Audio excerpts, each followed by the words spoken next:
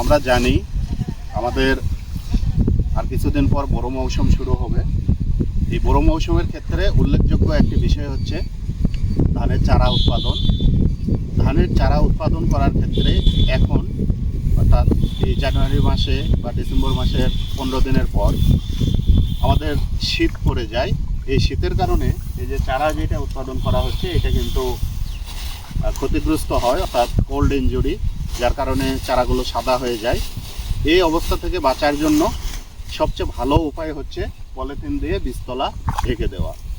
আপনারা দেখতে পাচ্ছেন যে আমাদের এই যে বিশাল বীজতলা করা হয়েছে, এই চারাগুলোকে রক্ষা করার জন্য এখানে কিন্তু পলিথিন দিয়ে বীজতলা ঢেকে দেওয়া হচ্ছে, কারণ রাতের বেলা প্রচণ্ড ঠান্ডা পড়ছে এবং কুয়াশা হচ্ছে, এতে করে কোল্ড ইনজুরি হওয়ার সম্ভাবনা রয়েছে।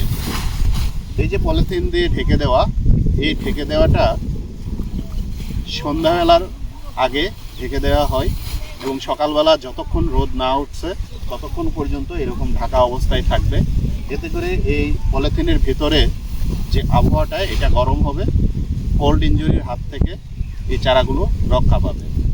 এই ক্ষেত্রে আরেকটা বিষয় বলে রাখি যে যখন দেখবেন আপনার চারা এরকম কোল্ড ইনজুরিতে পড়ে গেছে, সেক্ষেত্রে করণীয় আপনার বিশেষ করে এখানে প্রতি শতাংশ জমির জন্য 400 গ্রাম জিপসাম, অর্থাৎ সালফার সমৃদ্ধ যে সার জিপসাম, এটা প্রতি শতাংশের জন্য 400 গ্রাম এবং ইউরিয়া 250 গ্রাম একসাথে মিক্সড করে প্রতি শতাংশ জমিতে যদি আমরা ছিটিয়ে দিতে পারি, তাহলে কিন্তু এই চারাগুলো আপনার কোল্ড ইনজুরির হাত থেকে রক্ষা পাবে।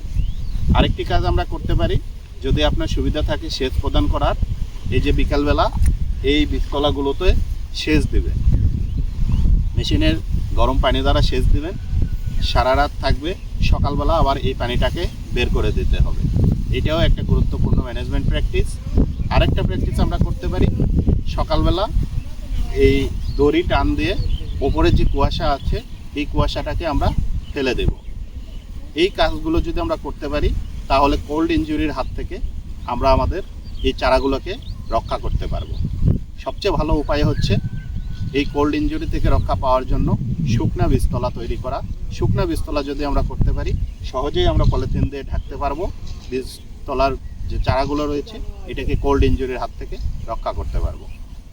এই পলিথিন দিয়ে যখন আমরা ঢেকে দেব, যতই বেশি ঠান্ডা পড়ুক না কেন আপনার যে বীজতলা রয়েছে এটা কখনো কোল্ড ইনজুরিতে পড়বে না। প্রয়োজনীয় পরিমাণ সার প্রয়োগ করুন, পলিথিন ব্যবহার করুন, আপনার চারা ভালো থাকবে। ধন্যবাদ সবাইকে।